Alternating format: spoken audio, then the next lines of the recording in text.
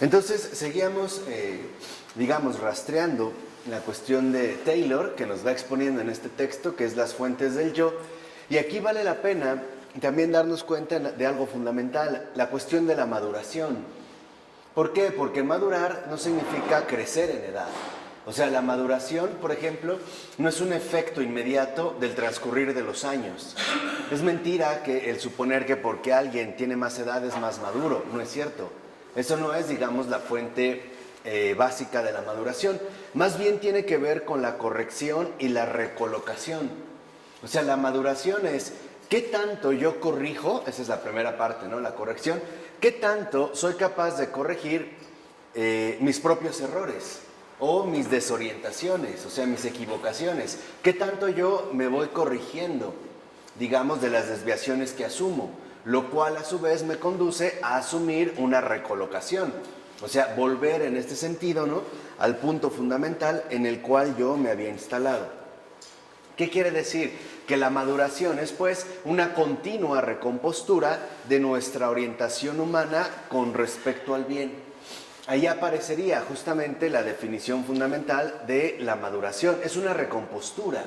¿Por qué? Porque prácticamente en nuestra propia realidad humana nos resulta imposible mantener una rectitud absoluta, ¿no? Esto no es posible básicamente para nosotros, pues ya conocemos nuestras debilidades, nuestras desviaciones, y esto no es lo central.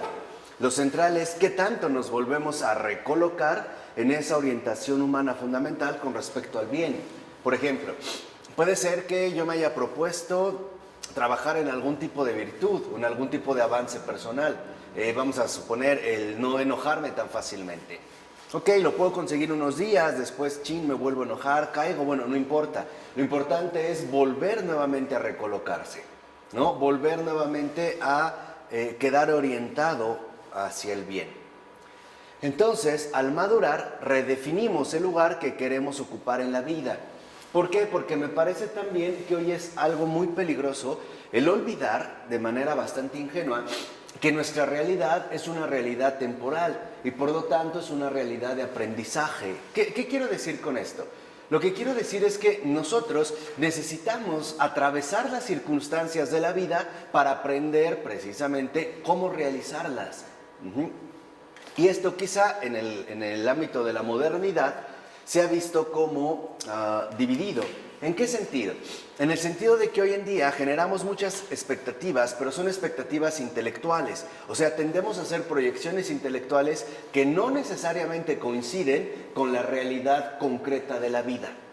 O, por decirlo de una manera a lo mejor más tajante, hoy somos como muy fantasiosos, ¿no? Establecemos un montón de fantasías que no corresponden directamente con el transcurrir concreto de nuestra propia existencia. Entonces, lo verdaderamente importante no es solo dónde estamos, que ya habíamos dicho en un momento, ¿no? Bueno, a ver, me encuentro en esta situación, sino hacia dónde vamos, o sea, hacia dónde es que nos dirigimos. Y aquí es cuando vemos cómo nuestra vida, en gran medida, para su verdadero desarrollo, tiene que ver con una proyección. O sea, nosotros tenemos que tener en cuenta, y esto es algo fundamental, que de hecho es como muy cristiano, no solo una especie como de introyección o una retrospección, no, necesitamos también una prospección. ¿Por qué? Porque también nosotros necesitamos un prospecto, ¿no? Una proyección.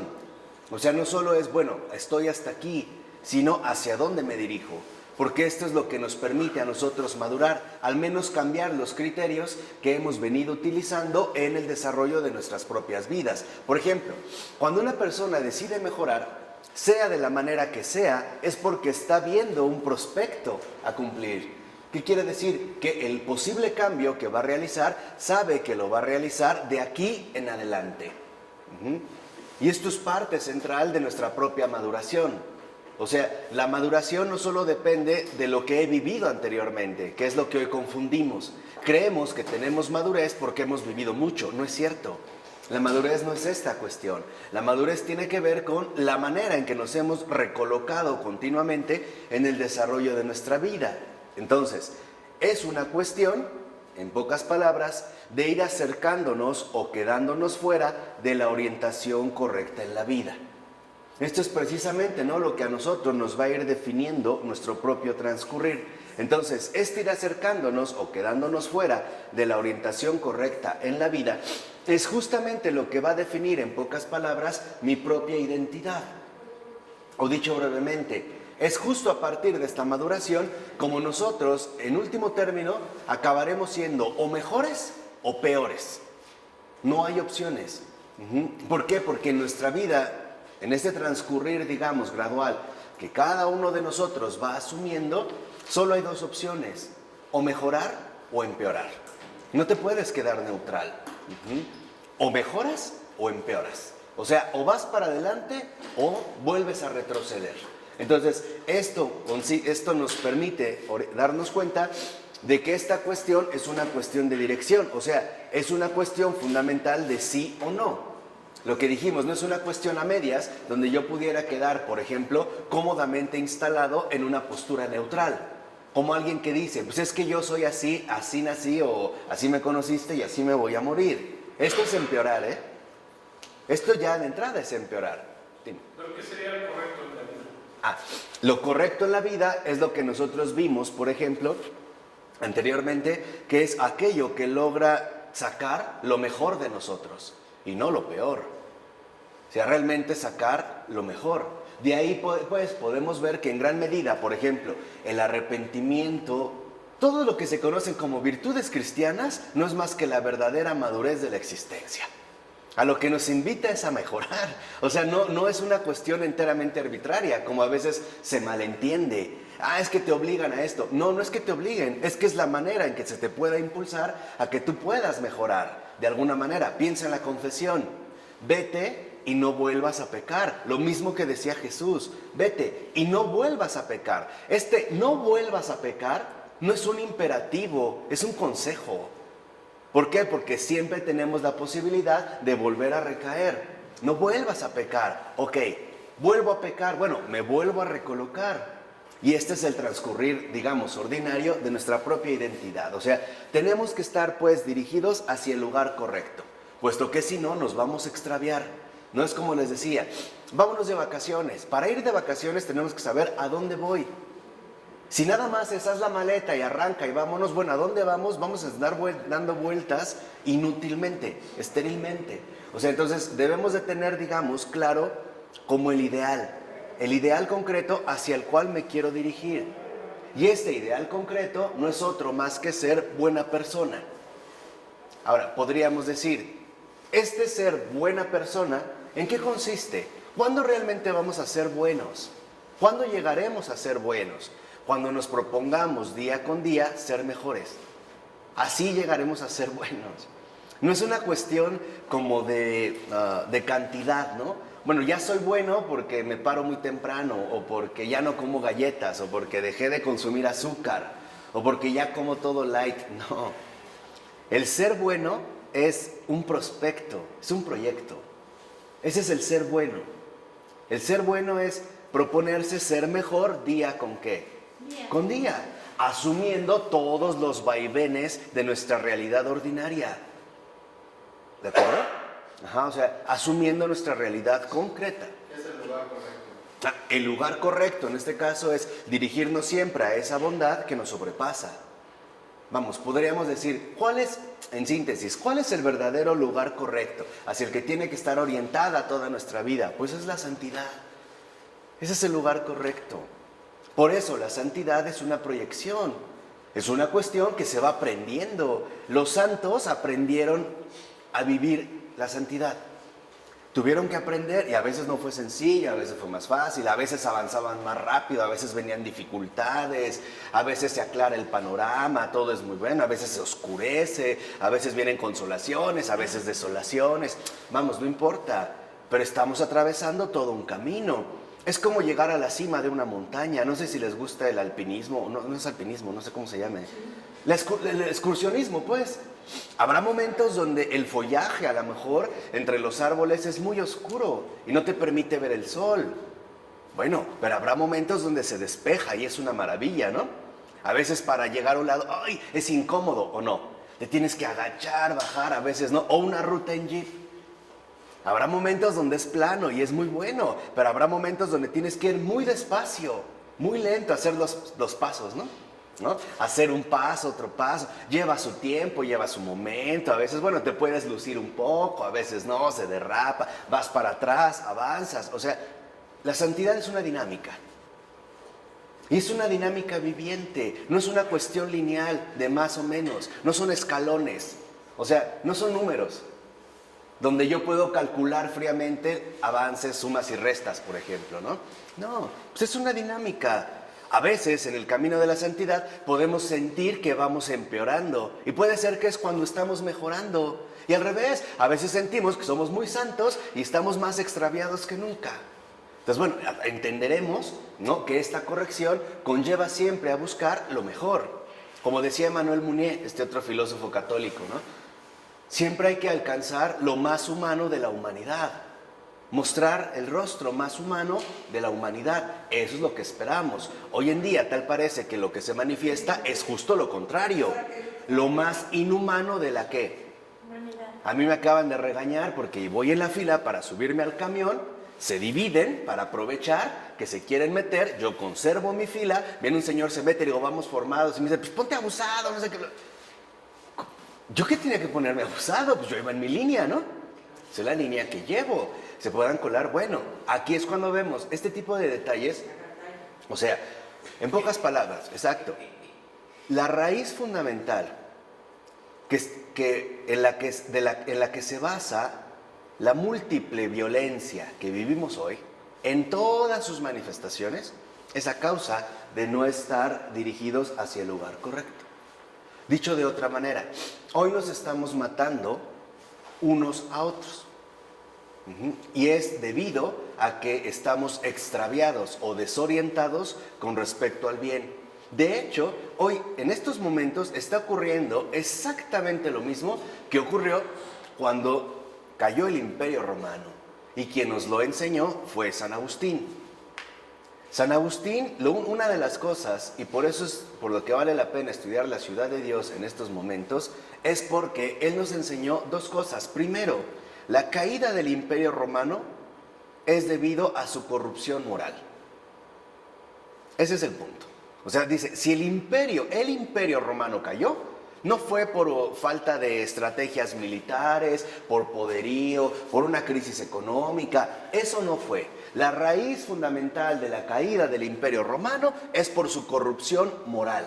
O sea, en términos contemporáneos, por su desorientación, por no saber dónde se está colocado con respecto al bien. Esa es la raíz fundamental de la caída del Imperio Romano. Y con el Imperio Romano, esa es la segunda lección, es lo mismo que ocurre con cualquier civilización. Por ello, no es casual que la ciudad de Dios, los primeros 11 libros, se la dedica a hablar de esta corrupción moral, o sea, de la falta de orientación del hombre hacia un prospecto mejor, hacia una dirección al bien. Si ustedes lo leen, de verdad, si lo leyeran, verían que hay muchas cosas que parece que está hablando de estos tiempos. Y decimos, ay, parece que está viviendo lo mismo. Pues sí, sí está viviendo lo mismo. Porque hoy, digamos, la raíz fundamental de nuestras crisis actuales es una crisis moral. Y no es una crisis enteramente moral si entendemos por moral las tradiciones estériles que adoptamos. Por ejemplo, el respetar a los padres, aunque no los ames. No, me refiero por moral a algo más fundamental. O sea, la moral como aquella costumbre de ser buenos. Eso es lo moral, ¿no? La moral, en pocas palabras, sería aquella costumbre de ser buenos constantemente, a pesar de las variaciones. ¿Me explico? ¿Sí? O sea, la vida, y esto es algo que yo quiero insistir, la vida no es algorítmica, o sea, la vida no es matemática. No es una cuestión precisa de centavos, milímetros, más, menos. La vida no es matemática, la vida es musical. La vida tiene variaciones y tiene intensidades y a veces puede venir, por ejemplo, un moderato, ¿no? O un pianísimo y a veces viene un fortísimo y estruendo. Ustedes escuchan, a veces sube, a veces disminuye, a veces arranca, baja. O sea, tenemos que entender y captar muy bien el ritmo propio de nuestra vida. Y este ritmo solo se puede obtener a partir de nuestra orientación fundamental. Entonces, puesto que no podemos pasar sin una orientación al bien, y puesto que no podemos ser indiferentes al lugar en que nos situamos en relación al bien, ya que ese lugar es algo que ha de estar siempre cambiando, fíjense, ha de plantearse irremediablemente la cuestión fundamental que contempla la dirección de nuestras vidas. Entonces, esto es algo fundamental que no podemos pasar por alto, la dirección de nuestras vidas. O sea, tenemos que preguntarnos, por ejemplo, de manera muy sencilla, ok, de seguir así, ¿a dónde voy a parar? O sea, necesito captar muy bien cuál es la dirección fundamental de nuestras propias vidas. Porque si no encuentro esta dirección, entonces la consecuencia inmediata que voy a padecer es una crisis, que hoy se vive como crisis de sentido. O sea, ¿a dónde voy? ¿Qué caso tiene? No ha valido la pena, no sirve de nada. Aquel demonio, ¿no?, de George Bernanos, que era el para qué. A veces te preguntas, bueno, ¿y para qué ya me esfuerzo? ¿Para qué esto? ¿Para qué el otro? ¿No vale la pena? O sea, es parte también de las dificultades que en estos momentos cada uno de nosotros tiene que afrontar. Entonces, es de hecho un rasgo ineludible de la vida humana. Para encontrar un mínimo sentido a nuestras vidas y tener una identidad, necesitamos definir y poseer una orientación al bien. De otra manera, no podría evaluar, por ejemplo, el desarrollo propio de mi vida. No sabría quién soy. Estaría extraviado. En cambio, si yo tengo una orientación hacia el bien, yo puedo evaluar constantemente mi propia identidad. O sea, puedo darme cuenta si estoy cubriendo o no las expectativas que se esperan de mí. Por ejemplo, ¿estoy siendo lo suficientemente bueno o no? ¿Estoy siendo lo suficientemente generoso o no? Paciente, etcétera, etcétera, etcétera. Pero necesitamos tener en este sentido esta orientación para obtener, como dice Taylor, un mínimo sentido. Eso sería el mínimo. Que digamos, esta no sería una orientación, sino sería una desorientación. Sería estar extraviado en situaciones que de fondo no van a trascender realmente. Y experimentaremos algo muy doloroso, el reconocer que nuestra vida, en pocas palabras, fue inútil. Que trabajamos en vano. Que en pocas palabras no sirvió de nada. Incluso para ser malo, tendrías que estar en relación a bien. Claro. Claro. O sea, ¿en relación a qué? O sea, ¿cuál es el contraste? Porque lo que de fondo, digamos, está aquí presente es que no olvidemos que el mal es un parásito. El mal es, digamos, la ausencia del bien. El mal solo aparece cuando no se hace el bien. Solo ahí. Tú aplícalo en cualquier dimensión de tu vida. O sea, si tú, por ejemplo, vas a cocinar y no cocinas adecuadamente los alimentos, o sea, si no haces bien lo que tienes que hacer, eso va a salir, ¿qué? Mal. ¿Qué quiere decir? Que entonces, ¿el mal es evitable? Sí. No es necesario, No es absolutamente necesario que haya mal para que haya un equilibrio. No, no es cierto. Para entender bien esto que digo, habría que leer el libro de Václav Havel, El poder de los sin poder, donde habla de los disidentes, ¿no? Aquellos que realmente son el peligro real para el sistema en el cual vivimos. ¿Por qué? Porque hoy el sistema en el que vivimos y que nos domina no es un sistema político, es un sistema social. O sea, un sistema social basado en la corrupción humana, en todos los niveles, afectiva, intelectual, pensar en lo peor, abusiva, lo que quieras. O sea, hoy nosotros somos el sistema. Nosotros somos los que hacemos que el sistema funcione. Nosotros solos, nadie te lo impone. Nosotros somos ese sistema. Por ejemplo, no vas a ir a tal lugar, entonces tú miente, di esto, di el otro, aquello. O sea, nosotros mismos lo fomentamos. Romper con este sistema es mostrar que en efecto, al menos sí es posible vivir de otro modo.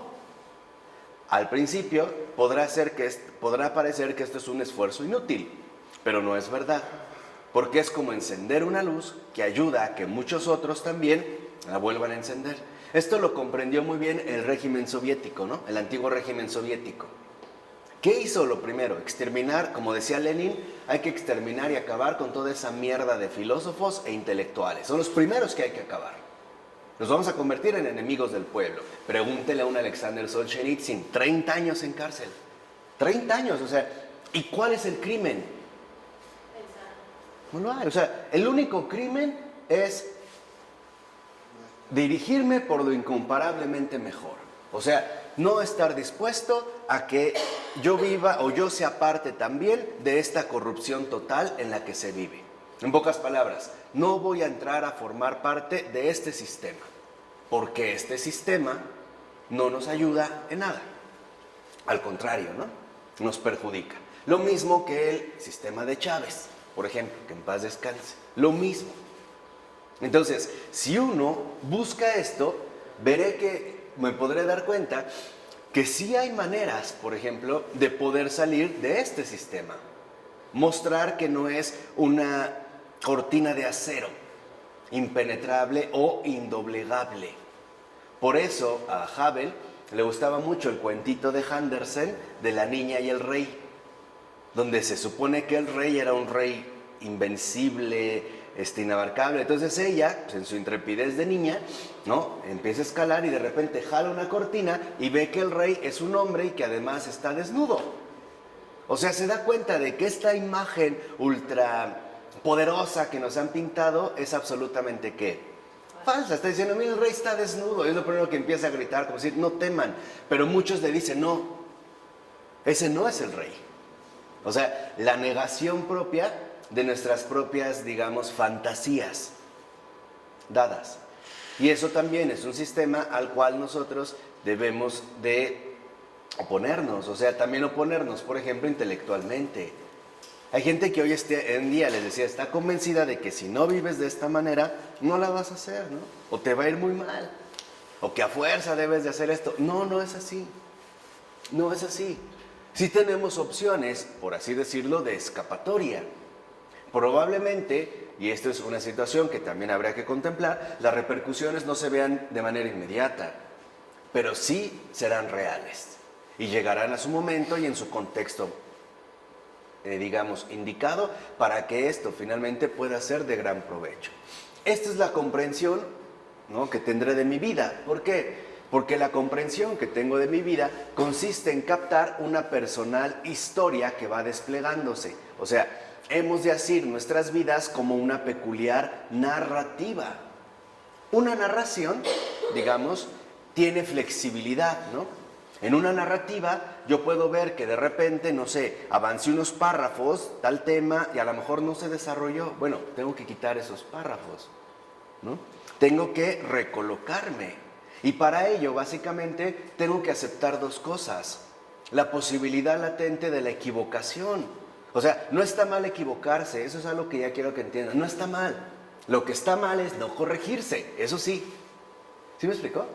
O sea, no está mal equivocarse. No, hombre, vamos aprendiendo. Por muy buenas que sean tus intenciones. Es que yo pensé que si le daba pastelitos de chocolate a mi perro, iba a ser feliz. Pues no, lo mandé al hospital. Está a punto de morirse porque no digieren chocolate, ¿no? Los perros. Como en los antiguos caballos que los picaban. Oye, te estás yendo chueco, pues hay no, vas para allá. O sea, por aquí no. Esto no te conduce a nada bueno. No es algo para lo que tú has sido llamado, por ejemplo, ¿no? Entonces, bueno, te vas corrigiendo. Entonces, lo primero es reconocer que, bueno, sí, la equivocación es una posibilidad latente. Sí, pero también la corrección, ¿no? O sea, esta es la diferencia entre la culpa, por ejemplo, y el arrepentimiento. La culpa es no salir de atrás de lo ya cometido. Esa es culpa. Y ahí me quedo atascado. El arrepentimiento es, ok, la regué 1000 veces, 1.000.000 de veces, 10 millones de veces, no importa. Me vuelvo a recolocar. O sea, quiero hacer las cosas que bien.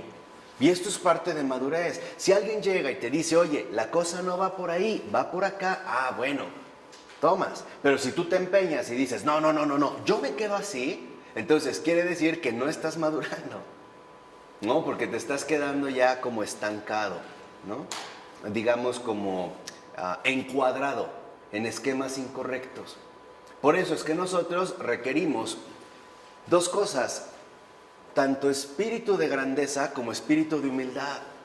O sea, un gran espíritu de humildad para reconocer que, bueno, estoy expuesto al error y que puedo equivocarme. Sí, bueno, está bien, pero el espíritu de grandeza que lo compensa de decir, pero no estoy dispuesto a quedarme en el error. Esa es la diferencia. Digamos, es el cóctel perfecto entre humildad y grandeza. La humildad, bueno, pues sí, me equivoqué, pero mi grandeza me lleva a reconocer que no me quedo así, porque es peor. No va a ser solo peor para mí, también para ¿qué? Para los demás, o sea, para todos los que nos rodean. Entonces, vemos que se trata de alcanzar una narrativa coherente. Y ese es otro de los detalles que tal parece hoy en día nos afectan demasiado, la falta de coherencia. No somos coherentes con nosotros mismos. O sea, busco lo mejor, pero hago lo peor. Y me quedo en lo peor. Y entonces lo que sucede es que voy empeorando poco a poco, en lugar de enmendarme, ¿no? De volverme a recolocar. Miren, sinceramente, la narrativa coherente de la vida humana consiste, así en resumidas cuentas, en una cosa. Es una disposición permanente a empezar de nuevo. Ese es el recorrido de una vida humana coherente, es una disposición permanente a empezar, ¿qué? De nuevo. Sí, bueno, vamos a empezar de nuevo, ok. Íbamos aquí, vimos que no funcionó. Bueno, no importa, ahora vamos por acá. ¿En qué momento nos desviamos? ¿En qué momento nos fuimos saliendo? Bueno, la idea es que te puedas mantener en el camino, ¿no? Que te puedas mantener encaminado. Entonces, tenemos, ¿no? Para tener sentido de quiénes somos, hemos de tener una clara noción de cómo hemos llegado a ser y de hacia dónde nos encaminamos. ¿Qué es lo que les decía? Bueno, a ver, llegué a esto. ¿Cómo llegué a esto? Bueno, llegué a lo mejor por estas situaciones distintas o diferentes. Bueno, ¿cómo me voy a solventar? O sea, ¿qué es lo que tengo que hacer para corregir de aquí que en adelante? Y esto, bueno, esto no está mal, al contrario, ¿no? Es parte de nuestra dinámica. Entonces, nuestras vidas tienen siempre un grado de comprensión narrativa, que ya es como la síntesis de lo que vimos. Entiendo mi presente, lo que soy, por mi pasado, o sea, de dónde vengo. Y entonces vislumbro mi futuro, o sea, lo que proyecto a ser, llegar a ser. Es un proyecto, o sea, ¿qué proyecto llegar a ser?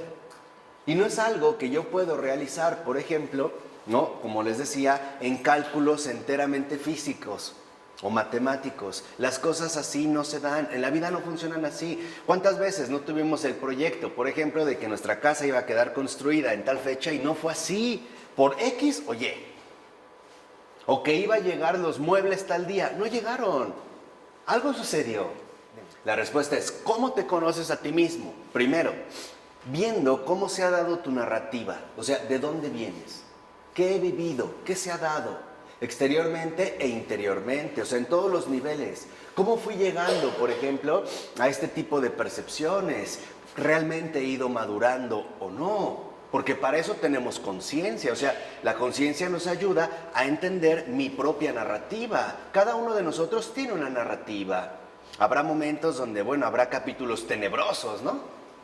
Pero vamos, o sea, también hay capítulos donde son luminosos, ¿o no?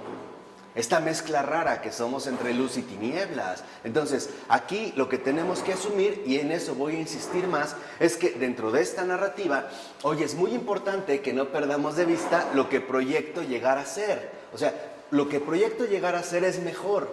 Ahora, dijimos, ¿cómo voy a lograr ser mejor? Pues proponiéndomelo, intentándolo día con ¿qué? Con día. Entonces, ¿cómo me conozco a mí mismo? Analizando con detalle la narrativa de dónde vengo. O sea, ok, ¿cómo llegué aquí? Ahora, de seguir así, ¿hacia dónde me dirijo? Es como una silla, ¿no? A mí me han tocado algunos alumnos que les gusta estarse columpiando con la silla, ¿no? La hacen para atrás. Entonces les digo, te vas a caer. Y siguen. Y de repente, ¡pah! Cayeron. Bueno, si se hubieran detenido un poquito, era tan sencillo como decir, a ver, si yo rompo, me voy a poner un poco físico, ¿no? Pero si yo rompo mi punto de equilibrio, a partir del cual yo ya no estoy sostenido, ¿no? Por la base de la silla, entonces al romper mi punto de equilibrio, la gravedad va a hacer su chamba y yo voy a acabar en el suelo. Eso era todo. ¿Y cuánto le hubiera llevado? Aquí viene el punto. Si nosotros realmente asumiéramos con seriedad la narrativa de nuestra vida, en un día lo hacemos. Toda la vida, en un día. Menos. Bastaría con entender, y para eso se activaría la memoria. Yo creo que hasta la memoria diría, vaya, por fin me usa. Vaya, por fin me llama a servirle. Estoy para servirle y no me usa, ¿no? Y se pondría entonces en marcha el entendimiento y también otra vez desengrasaríamos la voluntad y otra vez para que todo empiece a funcionar. ¿Cómo llegué aquí? Por eso les decía que en gran medida nosotros tenemos que estar dispuestos a dos cosas. Tener las manos abiertas para soltar aquello que no valía la pena traer y tener las manos cerradas cuando es necesario. O sea, debemos de saber qué soltar y qué retener. ¿Qué dejar? ¿Qué conservar? ¿En qué momentos avanzar? ¿Cuándo retroceder? ¿No? Que si me estoy yendo a izquierda o me estoy yendo a ¿qué? A derecha. Por ejemplo, vamos a suponer que alguien de repente gasta excesivamente. Y le dice, no, mira, debes de administrar. Ok, entonces, del gasto excesivo pasa a la avaricia. Pues no, o sea, es como decir, estoy aquí como un péndulo, ¿no? Pegué, entonces ahora me voy ¿hasta dónde? Hasta acá. No, lo que queremos es centro. Lo que queremos es mantenernos centrados, no descentrados, ni a derecha ni a qué, ni a izquierda. ¿Qué es lo que el Señor nos pedía, no? No se vaya ni a derecha ni a izquierda, manténganse en el centro. Entonces, nada está perdido y esto es fundamental. Nada está perdido. Y aquí se ve otra de las intuiciones fundamentales. Por ejemplo, de Pavel Florensky. Para Pavel Florensky decía, una de mis intuiciones centrales es, el pasado no pasa del todo. Algo queda. Y nada está perdido. O sea, todo contribuye a configurar el sentido de mi vida. Fíjense.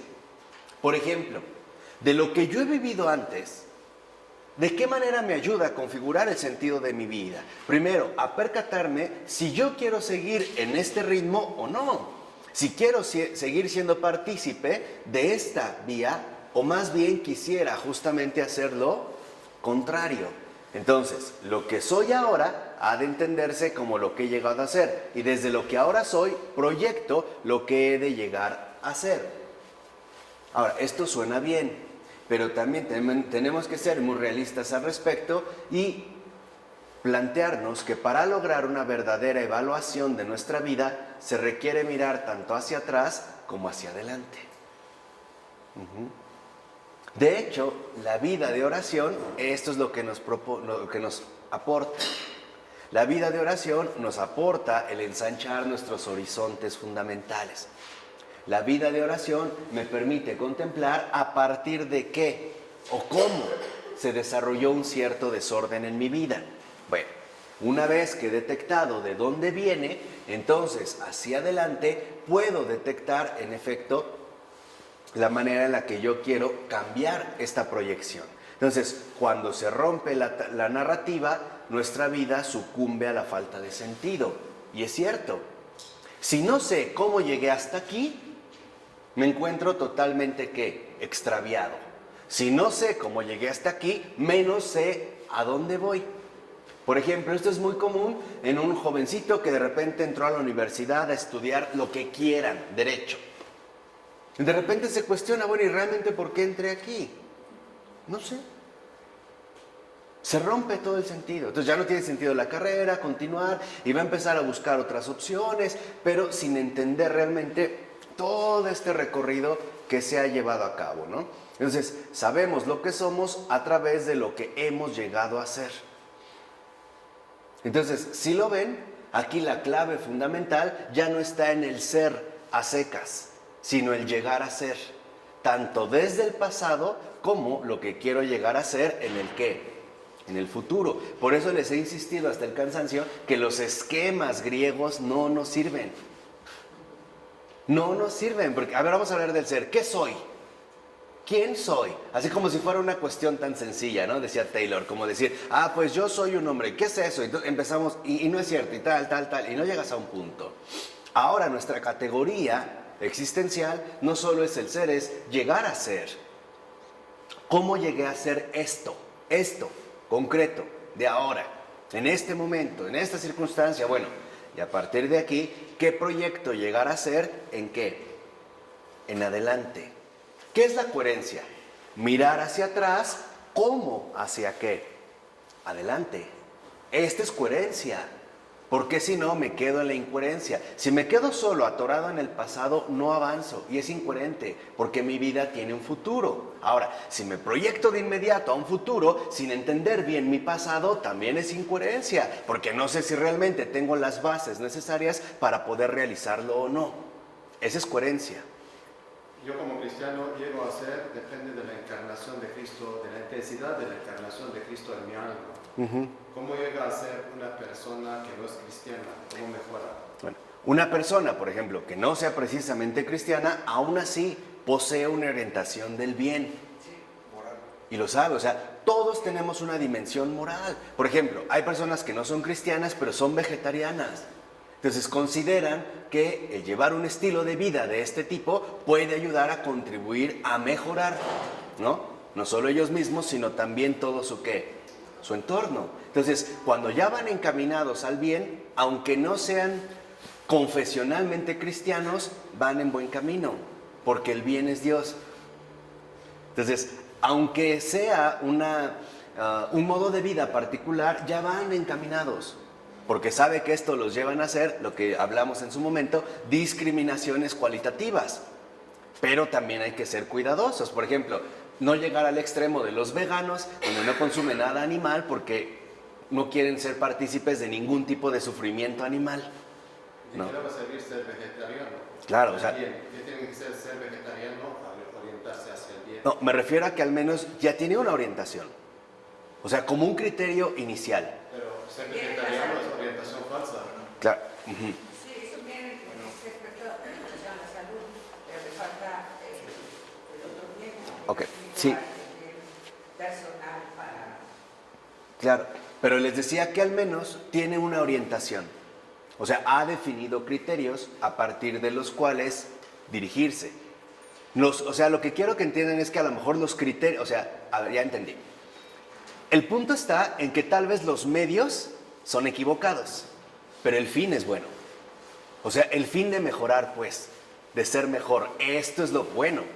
Tal vez lo está haciendo a través de medios equivocados, pero sí tiene un fin. O sea, esto es ya como ponerse en camino, ¿no? Por eso les decía, este saber, fíjense, implica asimismo tanto el intento de superación o esfuerzo como los respectivos fracasos que atravesamos en el intento. Naturalmente, o sea, naturalmente, cuando yo digo naturalmente me refiero creacionalmente, ¿no? O sea, de acuerdo a nuestra creación, nosotros estamos orientados al bien, porque de ahí venimos. Esto se puede comprobar de que incluso por situaciones muy drásticas que se vivan, siempre está la opción del arrepentimiento, ¿no? De que alguien haya sido terriblemente, no sé, despiadado, pero hay una posibilidad de que al menos recapacite de que aquello que vivió es equivocado. O sea, estamos orientados al bien, pero con el pecado no es que estamos orientados al mal, fuimos debilitados en esta orientación. O sea, estamos orientados al bien y con el pecado nos hicimos débiles para seguir el bien. Se nos hace más fácil seguir el mal. Y esto es algo bien común, o sea, no necesitamos pensarle mucho. Por ejemplo, tú pregúntale a una persona, ¿no? En general un joven, por ejemplo, ¿por qué miente? Y te dice, es que se me hizo fácil, ¿no? O ¿por qué engañaste? Esto es que se me hizo fácil. ¿Por qué robaste? No, pues se me hizo fácil. O sea, este es, digamos, el peor engaño del mal. Vamos, el engaño del mal consiste en que se pone una máscara donde aparentemente nos dice, esto es fácil, te va a sacar del apuro. Pero por dentro lleva una bola de problemáticas peores, ¿no? O sea, el mal al principio se ve fácil, pero termina siendo espantoso. El bien es al revés. Al principio parece que difícil, pero en realidad termina siendo muy ¿qué? Muy fácil. Es como, es que no sé cómo se le llama, pero... Uno de las dos manos nos lo has dicho, con una te muestro lo que vas a obtener Y con otro te arrebato todo lo demás. O sea, ese es el camino del bien y del mal. O sea, el camino del bien al principio nos parece muy difícil. Muy difícil. Pero cuando uno lo va avanzando vemos que en realidad no era que tan difícil como pensábamos. Al contrario, se empieza a hacer sumamente fácil y ligero. Lo que en un principio nos parecía muy fácil termina siendo pesado y agobiante. Por ejemplo, una infidelidad. Al principio era muy fácil, ¿no? ¿No pareció muy fácil? Un rato nada más, un ratito, un mensajito, una llamada, un hotel, qué sé yo. Y después se empieza a hacer agobiante. En cambio, el bien parece difícil, resistirme a esa tentación. Parece que es una lucha titánica y, hombre, no es cierto, nada más era una cuestión de decir no, punto. Y después no fue mucho mejor. Este es, digamos, ¿no? El punto que debemos tener en cuenta. Entonces, no debemos espantarnos ante los respectivos fracasos que atravesemos. Es normal. Es normal. Hoy vivimos una cultura del error en la que tal parece no se concibe la posibilidad de un fracaso, ¿o no? No lo hay. O sea, tú ves, por ejemplo, en Japón, en Alemania, las exigencias de éxito, ¿no? Las presiones de éxito son tan fuertes que cuando un joven no logra ingresar a la universidad se suicida, porque ya no se considera que pueda hacer algo, ya no, o sea, a través de un fracaso, entonces, ¿qué? Valió. O sea, vivimos una cultura sin esperanza. Entonces, lo fundamental es que nosotros nos mantengamos vivo el intento de superación. Este intento de superación lleva un esfuerzo, pues sí, a pesar de los fracasos que se presenten. Nuestra esperanza es que no estamos solos. Esa es la gran diferencia. Nuestra diferencia fundamental consiste en que sabemos que en efecto no estamos solos. Entonces, vemos, por ejemplo, que mientras proyecto mi vida hacia adelante y avalo la dirección que llevo, o bien establezco una nueva, proyecto una futura narración, y no solo en un estado futuro momentáneo, sino que establezco la inclinación para toda la vida que me espera. Y ahí es donde entra otro punto fundamental. Cuando, si estamos hablando de esperanza, a pesar de los fracasos que atravesemos, yo proyecto mi vida hacia adelante, es decir, en la continuidad narrativa que voy a seguir viviendo, tengo dos opciones. O establezco definitivamente una nueva, o sea, tenemos a veces que llevar a cabo rupturas radicales. Por ejemplo, si tú quieres tener una buena relación en el matrimonio, pues no puedes ser infiel. Si lo has sido, y realmente hay una corrección, en adelante no puedes. ¿Sí me explico? Y eso involucraría que hago una narración totalmente ¿qué? Nueva. O bien, entonces, ¿no? Lo que voy a establecer es la inclinación, o sea, la disposición.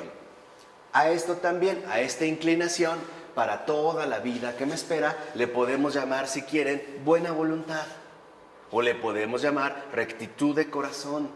Esa es la inclinación, o sea, siempre estar dispuestos, y por eso es una disposición, siempre estar dispuestos hacia el bien, estar dispuestos al bien. Ok, fracasé en esta consecución, bueno, pues me repongo, me vuelvo a recolocar, vuelvo a reevaluar, vuelvo finalmente en este sentido a continuar. Entonces, esta percepción de mi vida como si estuviera encaminada en la dirección hacia lo que aún no soy, fíjense, representa el fundamento de toda humana condición. Y eso es lo que olvidamos. Por eso les decía que si, por ejemplo, ahorita me preguntaran, a ver, resume tu filosofía. Muy sencillo, yo ya la tengo clara. Yo podría escribir de verdad toda mi obra filosófica en una línea, Somos, pero aún no hemos llegado a ser. Y es ya. No tengo que escribir volumen, por eso no escribo libros. Ya está. Esa es toda mi filosofía. Somos, pero aún no hemos llegado a ser. ¿Por qué? Porque nosotros tenemos que encaminarnos hacia lo que aún no somos. Debemos de reconocer, por un lado, que estamos en proceso, estamos en camino. Caramba, ¿no es esa una de las lecciones antropológicas fundamentales del cristianismo? Cuando nos dice que aquí estamos de paso, que esta tierra pasa, lo que nos está diciendo es, todavía te esperan cosas más grandes. Y eso nos ayuda a salir de la mediocridad, ¿o no? Pues sí, por eso debemos de darnos cuenta que en efecto somos, pero aún no hemos llegado a ser. Que es lo que les decía, ¿no? Así pues, al hablar del yo, nos referimos también a lo que aún seré como persona en adelante. ¿Cuántas veces en pláticas ordinarias alguien te dice, por ejemplo, es que a mí me gustaría ser mejor, quisiera ser más honesto, quisiera ser más generoso, quisiera ser más respetuoso, quisiera ser no sé qué? Bueno, ¿esto qué significa? Que todavía tiene un proyecto. O por ponerlo en términos a lo mejor más concisos, esto significa que todavía sigue con vida porque aún se espera algo de él. Aún se espera. Y esto nos lleva a entender la profundidad de toda humana condición. Esto que aún no soy, eso que aún no soy, es lo que Dios espera de mí. Por eso es que yo les he insistido que cada persona humana es una promesa. Dios sabe lo que espera de nosotros porque Él nos hizo. Él sabe de lo que somos capaces. O sea, quiero que entiendan que el bien es nuestro sostén. Y el mal es una debilidad. Así, no hay por qué ponerlo al parejo, no están al parejo. Eso según el Tao, ¿cómo se llama?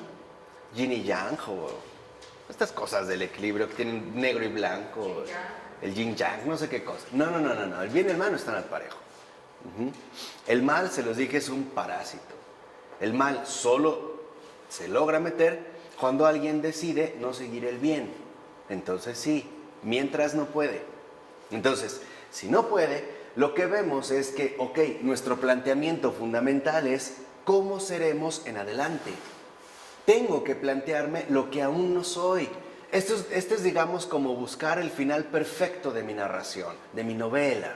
Lo que aún no soy. Pudo haber sido esto, fracasar, avanzar, moverme, pero hay algo que todavía no soy. En este sentido, también nosotros somos expectativas. Por eso es que la gente tiene puestas muchas expectativas en nosotros. Porque seamos sinceros, no siempre esperamos lo mejor de una persona o lo peor. Siempre esperas lo mejor. Por eso, cuando alguien te defrauda, te traiciona, te miente, te engaña, etc., te decepciona. Y lo primero que le dices es, yo no esperaba que fueras así, o no esperaba esto de ti. ¿Por qué? Porque cada uno de nosotros es una expectativa. Dicho de otra manera, a lo mejor más radical, cada uno de nosotros está llamado a mostrar en el mundo una gran expectativa. Una expectativa que de alguna u otra manera los demás también andamos buscando. En este sentido es cuando nosotros vivimos una influencia recíproca. Por ejemplo, ¿cuántas veces conocemos a alguien o leemos a alguien de tal manera y decimos, es que yo quiero ser como él, o él me ha enseñado esto, de esta manera, me está como indicando cuál es el camino que debo seguir? Entonces ahí es cuando nos necesitamos mutuamente unos a otros, ¿vale? Esto ya no, porque ya es como la síntesis de lo que vimos, ¿no? Igual lo de la narrativa. Entonces, fíjense, necesito tiempo para comprender mi propia identidad. Ahora, momento, Cristina, ya sabía, por eso te volteé a ver. No. Tiempo, no numérico. No tiempo numérico. No es de que, necesito 20 años para entender mi vida. No. Tiempo vivencial. O sea, necesito seriedad, necesito compromiso. Comprometerme literalmente para tratar de encontrar, en efecto, cuál es la identidad que en mí se está forjando. Acuérdate, tú eres esto, pero aún no has llegado a ser. ¿Me explicó? Eres, pero aún no has llegado a ¿qué? A ser. ¿Por qué caramba una mamá o un papá se la pasa diciéndole al hijo, pórtate bien, no hagas esto, pórtate bien, pórtate bien. ¿Por qué? No, de fondo. Para que mejore. Claro, porque sabe que el niño no es así. A veces, si el niño no reacciona, ¿qué hace el papá? También le da su corrección. Tú lee el mensaje bíblico. ¿Dios corrige o no? Yo corrijo al que amo, es más, lo azoto. Hoy en día lo haces con un niño, te demanda. O sea, ahí, sí, en serio. Ahí vemos el por qué se han distorsionado nuestra realidad humana. O sea, el niño necesita corrección o no. Sí, necesita corrección. Hoy que se le deja todo libre, es más, ya ni son papás, no soy tu papá, soy tu amigo. Vean el caos que se está viviendo. O sea, el niño también requiere severidad, porque necesita entender que él se va a encaminar y que no todo el tiempo lo llevas. Es como cuando alguien aprende a andar en bicicleta. ¿Han visto por lo regular cómo va el papá atrás? Lo va agarrando. Y si el niño se cae, ¿qué? Lo sostiene. Y ya que el niño empieza a andar, pues lo suelta. Y si el niño se cae adelante, y si otra vez se vuelve a caer, pero lo soltó, que es lo que decíamos, soltó. Ahí es cuando tenemos que entender este proceso en el que vivimos. O sea, se requiere tiempo. El tiempo aquí es seriedad. ¿Me explicó? Por ejemplo, hay un método bastante fecundo y productivo. Cada noche, al dormirte, justo cuando te acabas de cerrar el mameluco, así que ya te metiste el gorro en las orejas, llevas la vela, ¿no? Así en ese momento, nada más hazte un cuestionamiento mínimo. Aprende a utilizar todo lo que tu creador te dio. Memoria, entendimiento, voluntad, pasión, deseo, todo. Porque está a tu servicio, para tu bien. Te lo dio para tu bien. No es un adorno, ¿eh? Te lo ha dado con un propósito. El Señor siempre tiene un propósito, tu bien, es decir, tu salvación, es decir, tu santidad. Y ya grábatelo. Santidad y salvación es lo mismo, ¿eh? Es idéntico. Decir salvo y decir santo es exactamente lo mismo. Mismo. Algo que Newman nos vino a recordar en pleno siglo XIX, ¿no? Ya no estemos perdiendo el tiempo, no nos confundamos. Ser salvo y ser santo es exactamente lo mismo. Entonces, primera conclusión. La santidad es para todos, no es para algunos. ¿Qué es la santidad? Buscar lo que aún no soy. Eso es la santidad. San Felipe Neri, por eso llegaba con sus amigos, los abrazaba y les decía, entonces, ¿qué, mis cuates? ¿Cuándo empezamos a ser buenos? Así de sencillo. Se reían y él también se reía. ¿Cuándo empezamos a ser buenos? Esa es la evolución. O sea, en la noche, cuando ya vas a dormir, nada más hazte una pregunta. A ver, en esta ocasión, ¿qué movimientos hubo en mí? La memoria te responde rapidito. A ver, ¿te enojaste? Bueno, ¿por qué te enojaste? Empieza con el entendimiento, úsalo bien. Empieza a ver si la raíz fundamental de tu molestia fue objetiva o subjetiva. O sea, ¿hay razones objetivas para molestarse o meramente es un capricho tuyo por tu subjetividad? Empieza a distinguir si esto es realmente objetivo o es que subjetivo. Por eso es lo que les decía, no es una cantidad de tiempo numérico, es un tiempo como seriedad y compromiso, ¿no? Empezamos literalmente a tomarnos en serio nuestro propio desarrollo de vida. Entonces, de hecho, requiero bastante tiempo y muchas circunstancias, maduración, para poder separar lo que es relativamente fijo en mí, por ejemplo, un gusto musical o una preferencia culinaria y estable en mi carácter, gusto por el estudio, por ejemplo, temperamento y deseos, el anhelo de poseer un determinado juguete, de lo que es variable y sumamente cambiante, aunque sea verdadero. La atracción física por una cierta persona o deporte. Es decir, lo primero que tengo que entender es, en mí, ¿qué es más o menos fijo y permanente y qué es variable o volátil? Porque si no nos hacemos volubles. Por ejemplo, para mí la lectura no es un pasatiempo, es una misión. Eso yo sé que es fijo y ha sido fijo desde niño. Es algo que yo no puedo cambiar, ¿no? En cambio, a lo mejor puede ser que, no sé, de repente he desarrollado un gusto extraordinario por el queso manchego. Pero vamos, no ha sido de siempre. A lo mejor de repente me dan un queso, ustedes que conocen más, no sé, díganme otro un queso, ¿qué? Brie. Entonces, me encantó el brie y dije, al carajo el manchego. ¿Me explicó? O sea, y hoy lo que confundimos es eso. Agarramos lo variable como si fuera algo permanente. Y entonces lo que se desarrollan son apegos innecesarios, que cuando no se tienen, me perjudican, porque considero que de eso dependía justamente mi qué. Mi felicidad, mi vida entera. Entonces, ahí es cuando me empiezo a desviar. ¿Me explicó? Por eso, cuando, por ejemplo, en el propio cristianismo se nos ha invitado a no apegarnos a las cosas, es a las cosas variables. Hay cosas que en mí sí son permanentes. Por ejemplo, el mal humor. Seamos sinceros, el mal humor es variable. Salvo en una persona amargada. Ahí sí es permanente.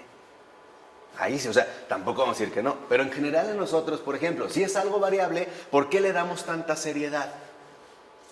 O sea, ¿por qué de una cosa tan pequeña terminamos haciendo un conflicto enorme?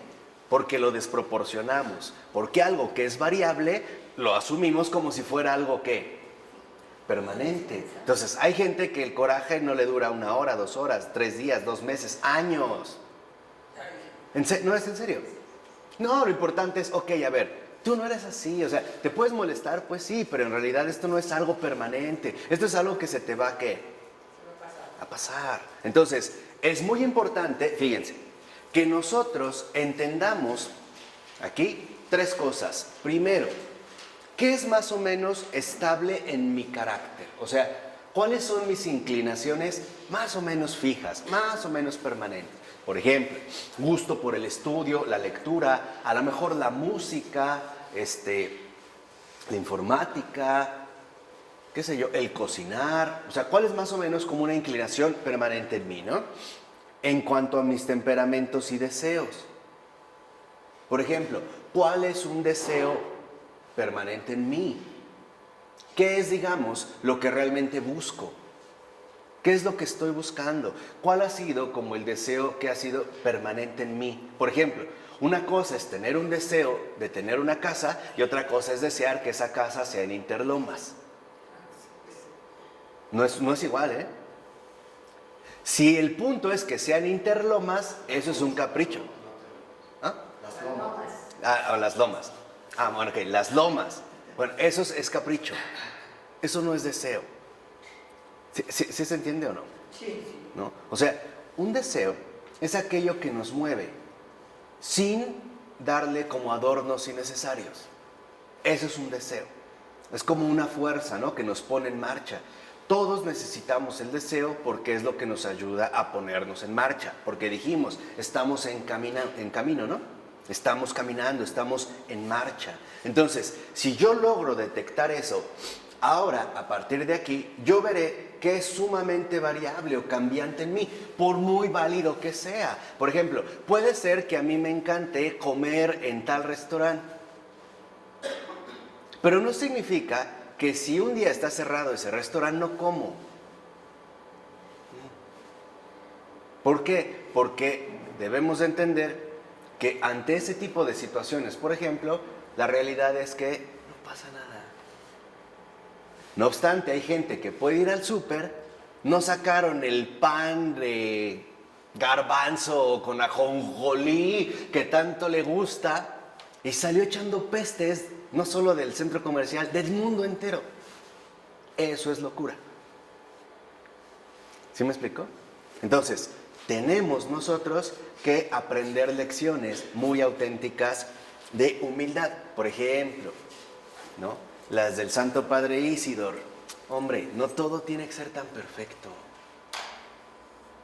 Así de sencillo, no todo tiene que ser tan perfecto. De verdad, esa lección, si la encarnan, libera libera muchísimo. Sí, te libera de manera extraordinaria. No todo tiene que ser tan perfecto.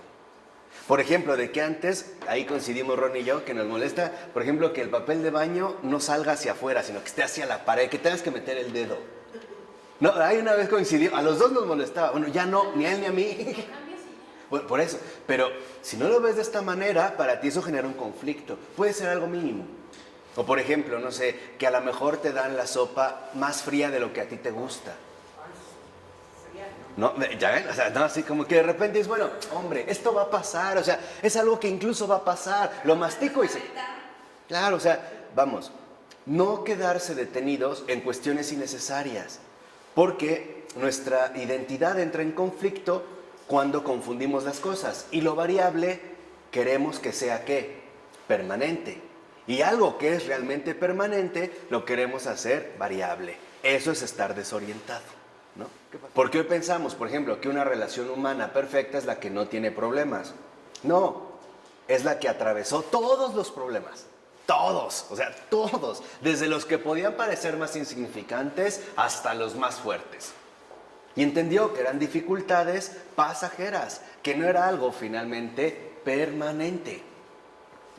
Entonces, si es así, sucede que solo puedo conocerme a través de la historia narrativa de mis maduraciones y retrocesos. O sea, victorias y qué?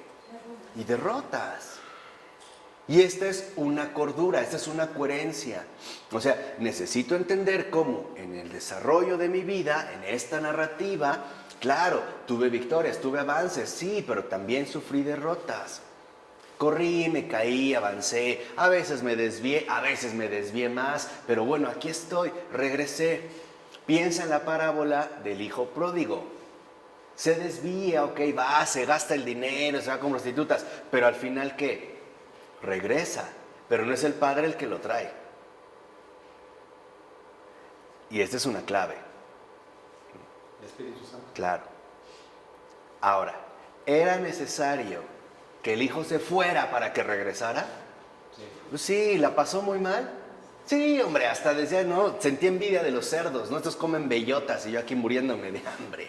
Y algo lo mueve, o sea, hay un momento en el que, en efecto, hay que dar como un rodeo mayor, pero lo fundamental es que a pesar de este rodeo, nosotros sigamos, ¿no?, reconociendo que estamos en un avance y a veces un retroceso. Entonces, la comprensión que tengo de mí mismo necesariamente tiene una profundidad temporal e incorpora la narrativa que describe el despliegue de mi personalidad. Por eso les decía, nosotros somos expectativa, o sea, somos proyectos, somos prospectos, somos despliegues.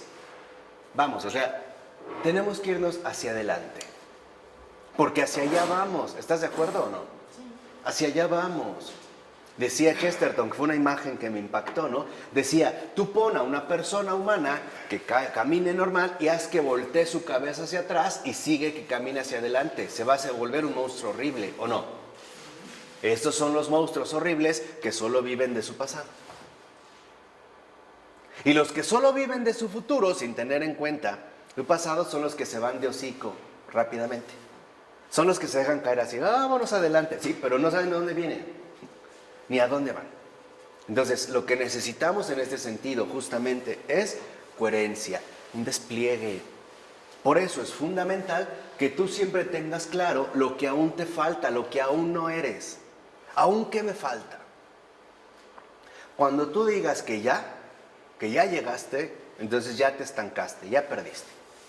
Lo que aún todavía te falta.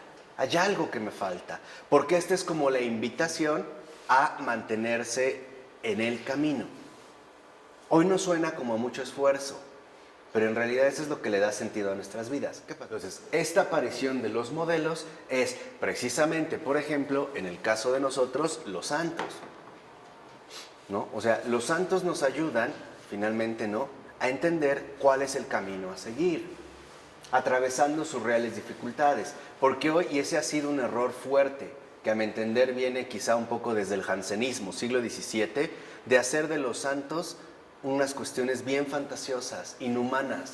O sea, pensamos en santos y de inmediato son como milagros, pero no pensamos que también, por ejemplo, sintieron náuseas, iban al baño, o les olía la boca, o los pies, y tuvieron retrocesos, y tuvieron fracasos, y derrotas, y avanzaron, y esto y el otro.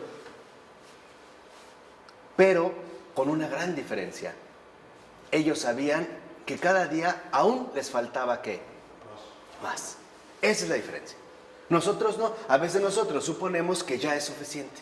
o que ya, hasta ahí. Entonces, si de repente en la trayectoria de tu vida quieres descansar, está bien. Pero vas a eso, a descansar, no te vas a enterrar vivo, ¿no? Vas a avanzar. Por eso Juan Pablo II le decía, ¿no? A San Juan Pablo II, descanse, padre, decía, no, está muerto, ¿no? Ahí se va a descansar, aquí todavía no. Pero bueno, sí se pueden tener espacios de descanso. De hecho, son necesarios. Son muy importantes. Pero lo importante es que descanso para continuar. Todavía, ¿no? Descanso para continuar. Porque si no, nuestra vida, por ejemplo, se desordena. Imagínate que estás atravesando un problema muy fuerte y generalmente te quedas en ese problema de este momento. Y llegas a suponer, por ejemplo, que todo va a ser siempre así. ¿O no? Sí, ¿por qué? Porque perdemos perspectiva. Entonces, lo que tenemos que hacer es decir, bueno, esto no es todo, hay algo más, ¿no? O sea, tenemos que aprender, y esa es como una lección muy importante, tenemos que aprender a confiar en todo lo que Dios tiene preparado para cada uno de nosotros.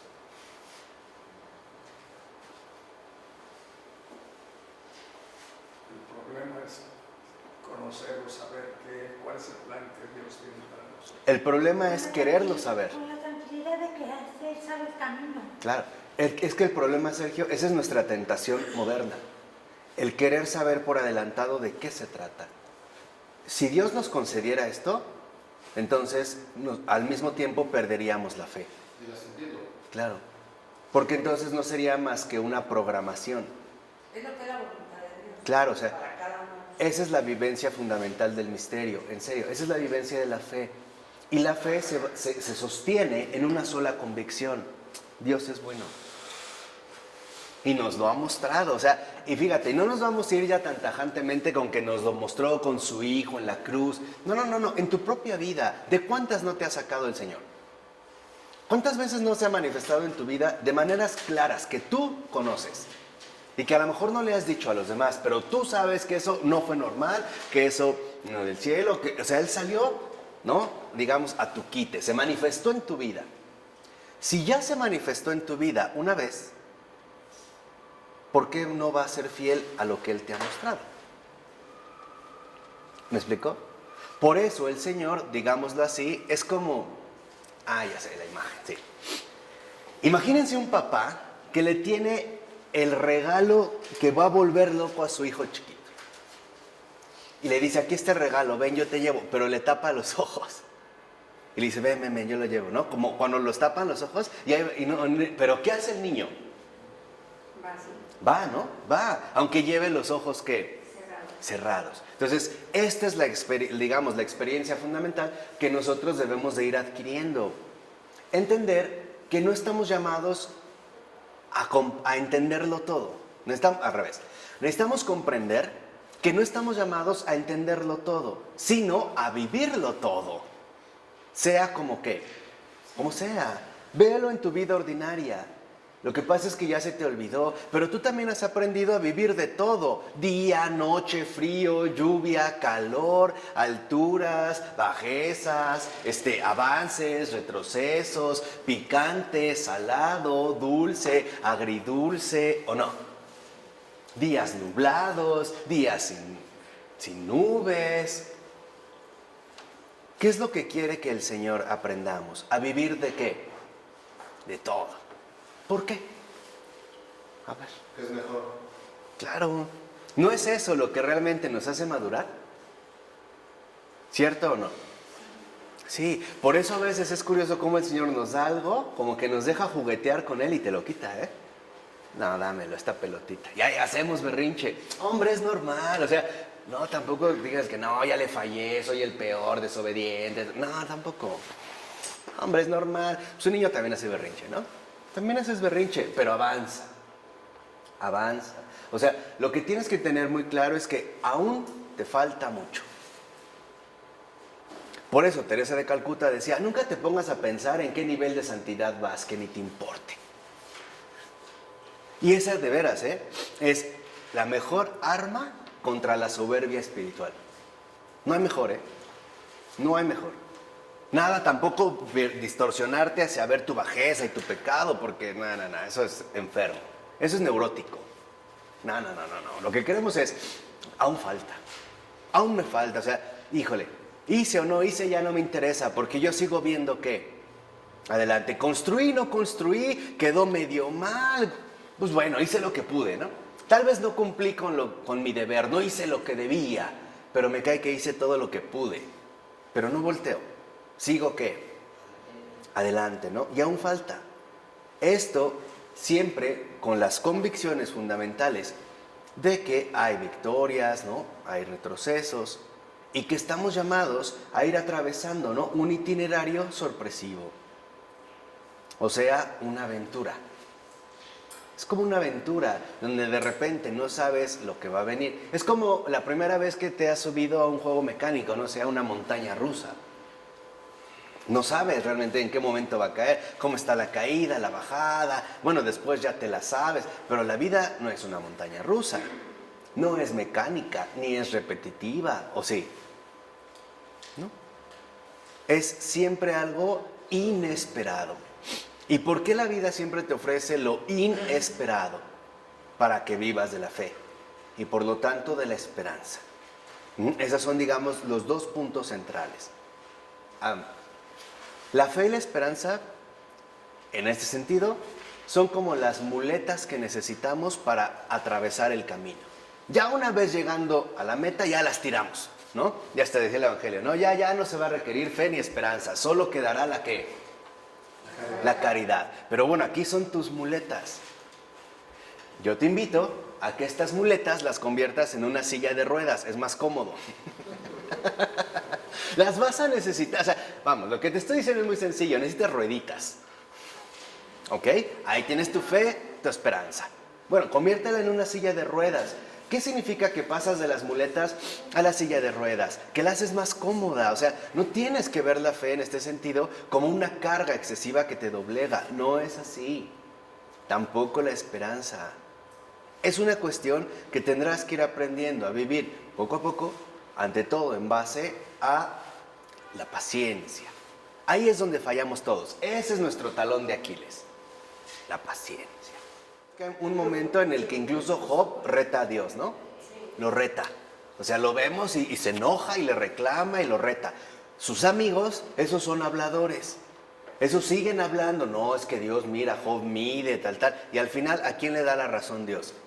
A Job, no a ellos. Porque les dice, ellos hablan por hablar. Este habla porque lo ha vivido. Entonces, eso es lo que tenemos que entender. Por eso les decía que no podemos esperar vivir cosas inadecuadas que no van con la realidad que estamos atravesando. ¿Sí me explicó? Por ejemplo, estar atravesando, no sé, problemas familiares o personales, de salud o qué sé yo, y venir así como si nada pasara. No, eso sería un fraude, ¿no? No, lo padecemos. O sea, lo padecemos en carne propia. La única diferencia es que ese sufrimiento, por ejemplo, no se hace aflicción. O sea, no es algo que nos doblega. No es algo que realmente nos aplasta. ¿Vale? Entonces vemos que el yo atraviesa y se configura a partir de un espacio de inquietudes y circunstancias que promueven la evaluación, ubicación de su postura en y ante la vida con respecto al bien. ¿De qué lado estás? ¿Qué dijo Jesús? El día del juicio, ¿qué va a hacer? Izquierda y derecha. Unos vengan a mi derecha, benditos de mi Padre, y otros a mi izquierda, apártense de mí, malditos. Esto es lo que ya podemos preguntarnos cada uno de nosotros. ¿De qué lado estás? Si quieres hacer un, ¿cómo se llama? Split, ¿no? Entre los dos lados con las piernas, te vas a fracturar, ¿no? Hay un momento en el que estás obligado a tomar postura, ¿o no? O le entras o no le entras. Entonces, cuya maduración gradual implica la temporalidad de la condición humana, que a final de cuentas conducen a toda persona a ese definitivo sí o no, que es el que le aporta un sitio profundo de identidad. Entonces, podríamos decir, ¿qué es la identidad? Es la profundidad que cada uno de nosotros asume en su compromiso con respecto al bien. Esa es la identidad. ¿Quién soy? Depende de qué tan profundamente estoy comprometido con el bien. Eso soy. Y esto involucra un despliegue narrativo, dijimos, ¿no? De mi pasado, mi presente y mi ¿qué? Y mi futuro. De tal manera que entonces debo entender que esta proyección, ¿no? Necesitamos detectar cuáles son las diferentes condiciones que determinan la identidad del yo. Y eso es algo que va de fondo, no es algo externo. Por ejemplo, que tú cometas algo fácticamente, de hecho, no es lo que te define. Voy a poner un ejemplo muy sencillo. Que, como he visto, ¿no? En la cuestión de tránsito, alguien se pasa y al llegar eres un idiota, eso no es lo que te define. Eso es un hecho, nada más. Pero eso no es de fondo lo que te define. Dijimos, lo que te define es qué orientación estás asumiendo tú. Que en último término se va a resumir a esta disyuntiva, sí o no, de qué lado estás. ¿A qué es realmente a lo que estás contribuyendo? ¿Cuál es tu aportación? ¿Cuál es tu orientación? ¿Hacia dónde realmente estás dirigiendo toda tu existencia? Porque acuérdate, no vas solo. Hay muchos que precisamente te siguen.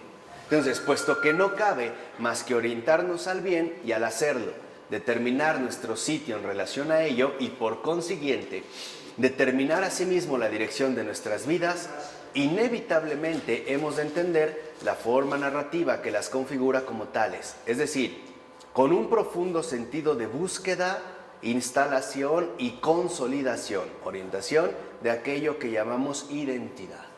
Es como cuando uno encuentra un hogar, ¿no? Primero estamos buscando casa, ¿están de acuerdo? Y esta búsqueda parece interminable. Al principio todo te encanta, después ya nada te gusta.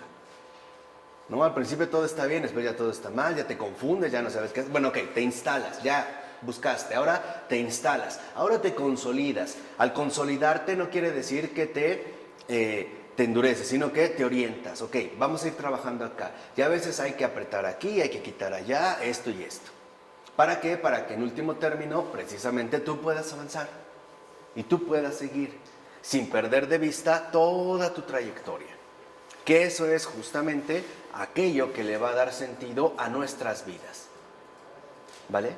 Entonces, estamos llamados a madurar, estamos llamados a crecer, estamos llamados finalmente a poder alcanzar algo que aún no somos. Entonces, esto te ayuda mucho a ti a que comprendas que al equivocarte es porque aún no eres lo que esperas.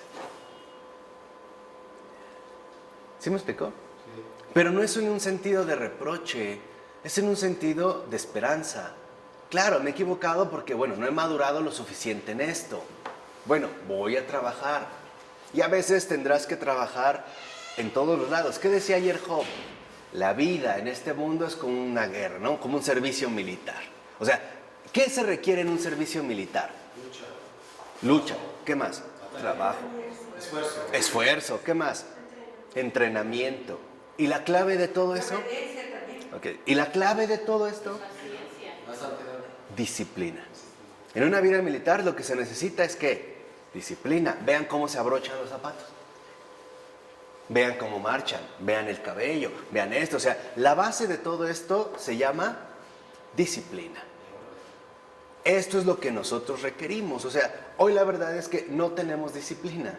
O sea, disciplina en el sentido de que estemos vigilantes ante lo que está aconteciendo tanto dentro de mí como a mi alrededor, ¿no? Que esté realmente vigilante a entender cuál ha sido o cuál es la secuencia, ¿no? Que se está llevando a cabo en mi propia vida. ¿Para qué?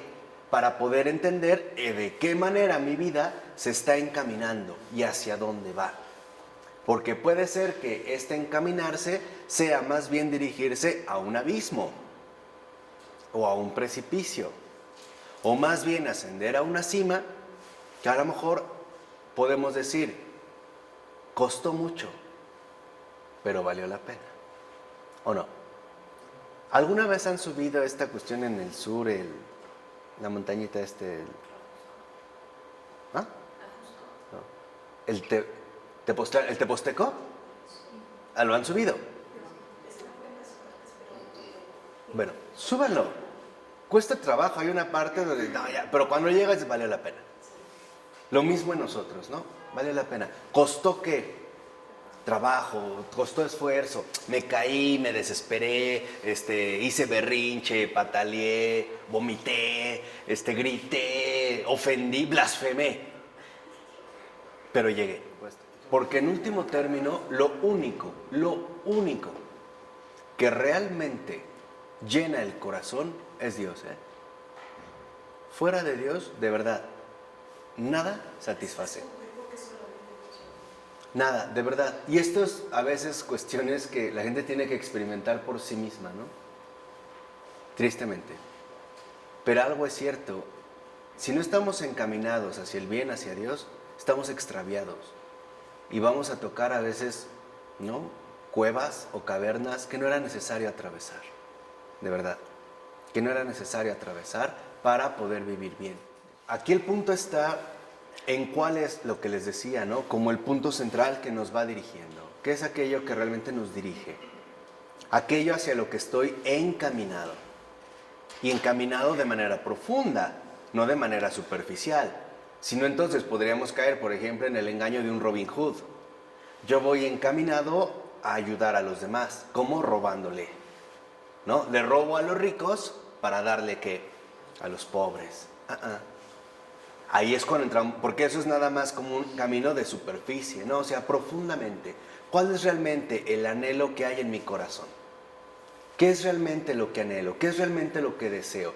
¿Cuál es, digamos, el punto central a lo que quiero acceder? ¿Quiero quedarme con lo de aquí o realmente quiero lo de allá? ¿Me conformo con lo que veo o quiero lo que no veo? O sea, ¿quiero llevar una vida de fe o no? Ese es el punto. Por eso es sí o no. ¿Cuál es el tipo de vida que queremos llevar? ¿De acuerdo? Bueno, vamos a dejarle hasta aquí. En nombre del Padre, del Hijo y del Espíritu Santo. Amén.